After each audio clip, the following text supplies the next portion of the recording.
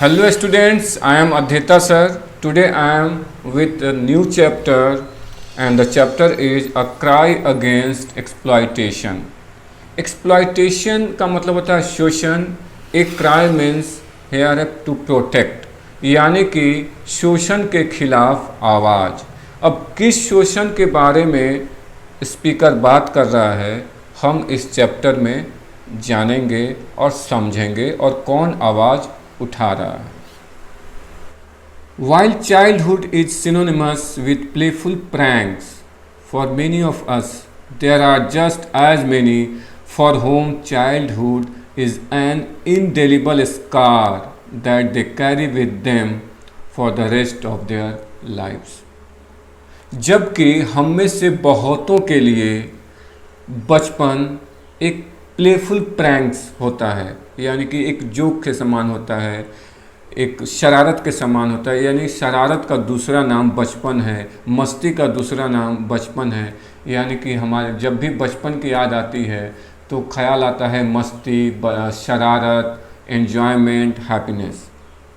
लेकिन हम में से बहुतों के लिए यह एक क्या है, बचपन क्या होता है, एक अमिट धब्बे के समान है जो उनके पूरी ज़िंदगी पूरी ज़िंदगी उनके साथ साथ चलता है. यानी कि बचपन एक भयानक ख्वाब की तरह पूरी ज़िंदगी उनका पीछा करता है. इस यहाँ पर इस जो ये फर्स्ट स्टेंजा में चाइल्डहुड क्या है इसे डिफाइन किया गया है.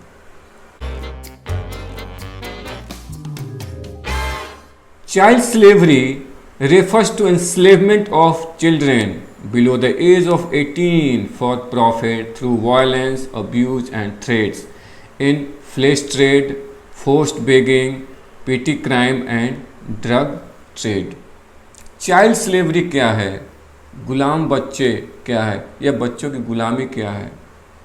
तो चाइल्ड स्लेवरी से आशय उन गुलाम बच्चों से है जिनकी एज 18 के नीचे है, 18 साल के नीचे है और जिन्हें प्रॉफिट के लिए उनसे काम लिया जाता है और वे काम किस क्षेत्र में करते हैं, जैसे फ्लेश ट्रेड में उन्हें धकेला जाता है, जबरन उनसे भीख मंगवाई जाती है. बड़े बड़े शहरों में आप देखते होंगे कि छोटे छोटे बच्चे भीख मांगते हुए नज़र आते हैं. पीटी क्राइम, उनसे छोटे मोटे क्राइम भी कराए जाते हैं. और ड्रग ट्रेड, यानी कि ड्रग ट्रेड का मतलब है ड्रग मीन्स यहाँ मतलब है ऐसे ड्रग से, मेडिसिन से जो नशे के रूप में इस्तेमाल किए जाते हैं.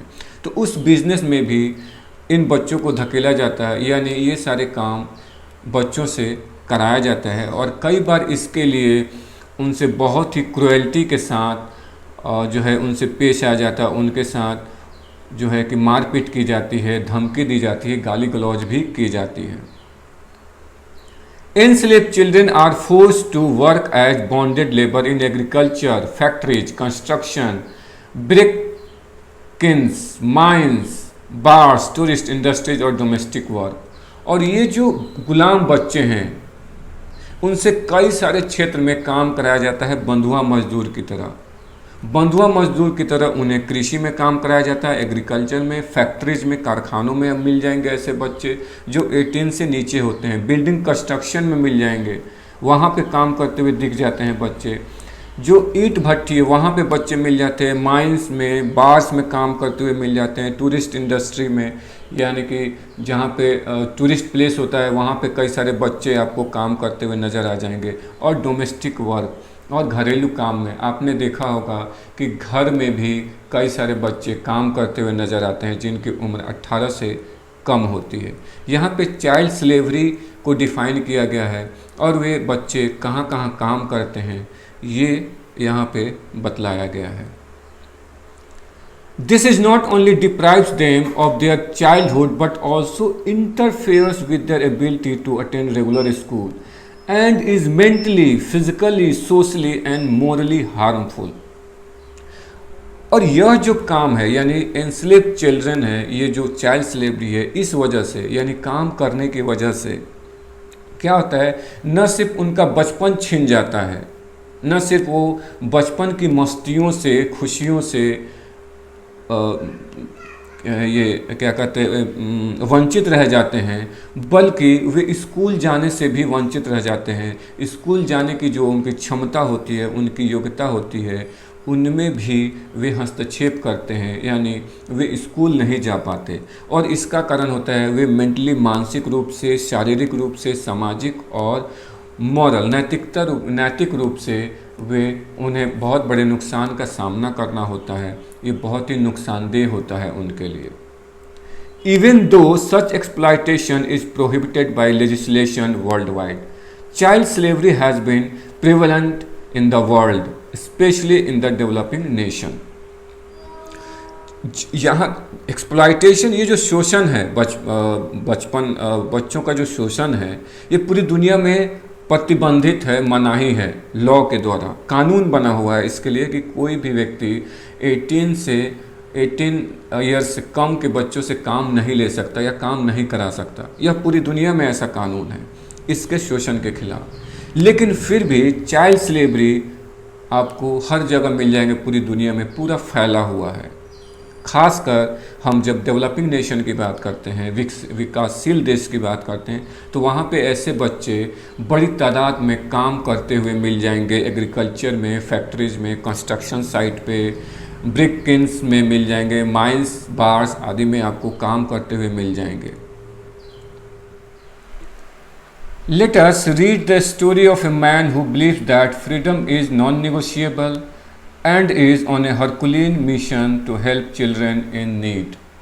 चलिए हम एक ऐसे व्यक्ति की कहानी पढ़ते हैं जो विश्वास करता था कि आज़ादी के साथ कोई भी समझौता नहीं हो सकता, किसी भी कीमत पे आज़ादी के साथ कोई भी समझौता नहीं हो सकता।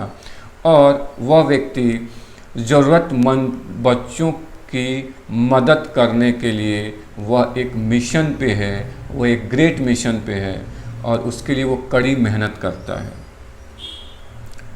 Kailash Satyarthi was born as Kailash Sharma on 11 January 1954 in Vidisha, small town in Madhya Pradesh. His father was a police constable and his mother, though uneducated, was a very idealistic and helpful lady who made a huge impression on the mind of young Kailash। Kailash Satyarthi का जन्म कैलाश शर्मा के रूप में 11 January 1954 में हुआ था। और कहाँ हुआ था? जो शहर था, एक छोटा सा शहर है मध्य प्रदेश में, विदिशा, वहीं पे उनका जन्म हुआ था। और जब उनका जन्म हुआ तो उनका नाम कैलाश शर्मा था। उनके पिता एक पुलिस कांस्टेबल थे और माँ, जबकि उनकी माँ हालांकि अनएजुकेटेड थी, अशिक्षित थी, लेकिन वह एक बहुत ही आदर्शवादी महिला थी और बहुत ही मदद करने वाली महिला थी, यानी लोगों की मदद करती थी। वैसे लोग जो ज़रूरतमंद हो उनकी वो मदद करती थी और आइडियलिज़म में विश्वास करती थी। और यह जो आइडियलिज़म है, यह जो हेल्पफुल नेचर था उनका, इसने जो यंग कैलाश थे उन पे एक गहरी छाप उनके दिमाग पे छोड़ा। यंग कैलाश के दिमाग पे इनका बहुत बड़ा असर पड़ा, बहुत ही गहरा असर पड़ा। At a very young age Kailash learned Urdu from मौलवी at nearby mosque even before he learned English and Hindi. बहुत ही यंग एज में, बहुत ही युवा, जब वो युवा थे तभी कैलाश ने एक मौलवी से उर्दू सीखा पास के ही मस्जिद में। यहाँ even before he learn English and Hindi, और उर्दू उन्होंने इंग्लिश और हिंदी सीखने से पहले सीखा था, यानी सबसे पहले उन्होंने उर्दू सीखा, फिर बाद में जाकर उन्होंने इंग्लिश और हिंदी उन्होंने सीखी। At an impressionable age Kailash noticed discrimination in society and was deeply upset. During his early school days he would notice a young child, the son of a cobbler, waiting outside the school watching school children walk by। जब वे बहुत ही छोटे थे, impressionable as क्या होता है? जब वैसी as, वैसी उम्र जब बहुत ही जल्दी इंसान प्रभावित हो जाता है, यानी कि छोटी उम्र में ही।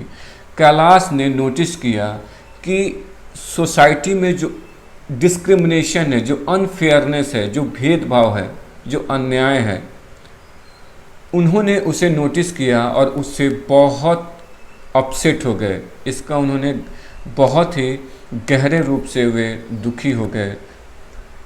और during his early school days, जब वे स्कूल डेज के दौरान, जब वे स्कूलिंग कर रहे थे, उसी के दौरान उन्होंने एक नोटिस किया। क्या नोटिस किया कि एक यंग चाइल्ड, एक युवा बच्चा जो है, जो कि एक कॉबलर कौन होते हैं, जो शूज वगैरह रिपेयर करते हैं, मरम्मत करते हैं, उनका एक यंग चाइल्ड था, बेटा था, और वो स्कूल के बाहर स्कूली बच्चों को जाते हुए ऑब्जर्व करता था, देखता रहता था। This made Kailash question why the child was not studying in the school.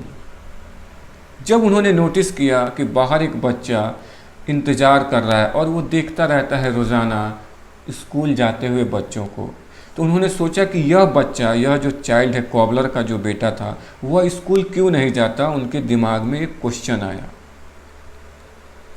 He set out looking for an answer. His first encounter was with his schoolmaster, who told him that the children of poor people were born to work because they couldn't afford an education. तो उन्होंने क्या किया, उसका जवाब ढूंढना शुरू किया। किसका जवाब? कि क्यों वह बच्चा स्कूल नहीं जा रहा है। तो उन्होंने सबसे पहले अपने स्कूल मास्टर से पूछा कि बच्चे जो है, वह बच्चा स्कूल क्यों नहीं जाता। तो स्कूल मास्टर ने जवाब दिया कि जो पुअर बच्चे हैं, जो पुअर पीपल के बच्चे हैं, जो गरीब के बच्चे हैं, वे काम करने के लिए ही पैदा होते हैं। क्यों? क्योंकि वे एजुकेशन को अफोर्ड नहीं कर सकते, शिक्षा को अफोर्ड नहीं कर सकते, यानी कि उनके पास इतना पैसा नहीं होता कि वह स्कूल जा सकें, स्कूल में पढ़ सकें। The inequality rattled young Kailash, and he posed the same question to his principal, also their family acquaintance, his parents, even to the cobbler, but got the same response. ये जो inequality थी, जो असमानता थी, इन्होंने इनके दिमाग में झकझोर दिया। किसे? यंग कैलाश के दिमाग को झकझोर दिया। और फिर उन्होंने वही क्वेश्चन प्रिंसिपल से पूछा, अपने फैमिली के जानने वालों से पूछा, अपने माता पिता से पूछा, इवन वो जो कॉबलर था, जिनका वो लड़का था, उससे भी वही क्वेश्चन पूछा। और सबसे कैलाश ने एक ही आंसर पाया, एक ही जवाब पाया, वही कि पुअर बच्चे जो होते हैं वो काम करने के लिए ही पैदा होते हैं, उनके पास पैसे नहीं होते कि वो स्कूल जा सकें। The thought of lost childhood and inequality left a lasting impression on the young mind, which showed the seeds of the बचपन बचाओ आंदोलन। बचपन के खो जाने का जो विचार था, जो इनइक्वालिटी जो थी, जो असमानता थी, इन्होंने यंग माइंड पे, यानी कैलाश के दिमाग पे एक बहुत ही गहरी छाप छोड़ी, जो लंबे वक्त तक रही, और जिसका नतीजा ये हुआ कि इन्होंने बचपन बचाओ आंदोलन की शुरुआत की, इन्होंने उसका बीजारोपण किया, यानी कि उसे इस्टेब्लिश किया। किसे? बचपन बचाओ आंदोलन। उन्होंने एक मिशन शुरू किया और फिर वहाँ इससे आगे बढ़ने लगे। Kailash took his first step in this direction by collecting school books from his friends and acquaintances after the annual examination and then distributing them to young children who wanted to study but couldn't afford to buy those books.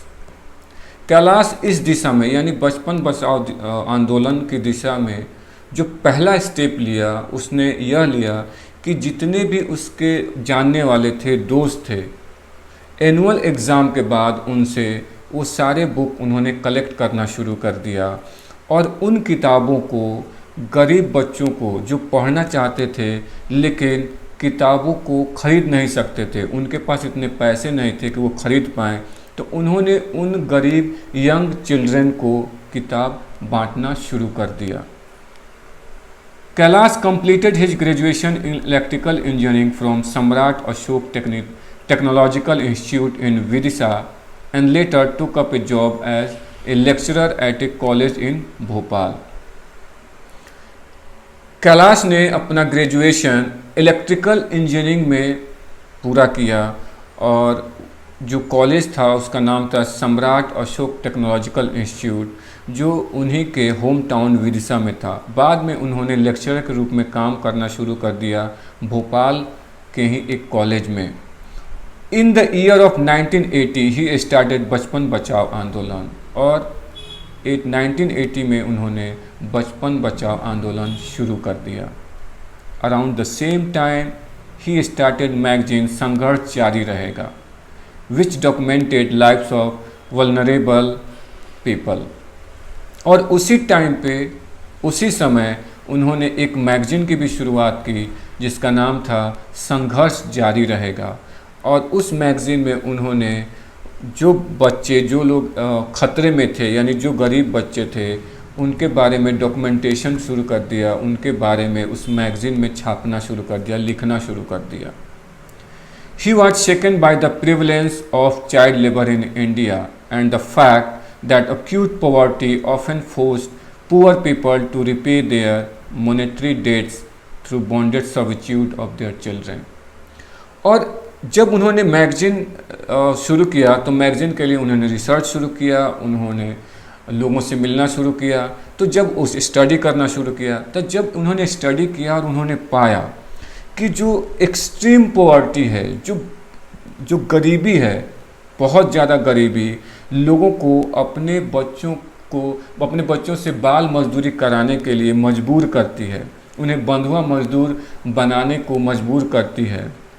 इस fact ने, और जब उन्होंने देखा कि भारत में child slavery, जो बाल मजदूरी है, जो बाल गुलामी है, वो बहुत ही बड़े पैमाने पे फैला हुआ है, तो इससे पूरी तरह वो हिल गए। In the year 1998, he led the global march against child labor, traveling through 103 countries and nearly 18,000 kilometers, and drew global attention to the grave issue of child labor and exploitation of deprived children।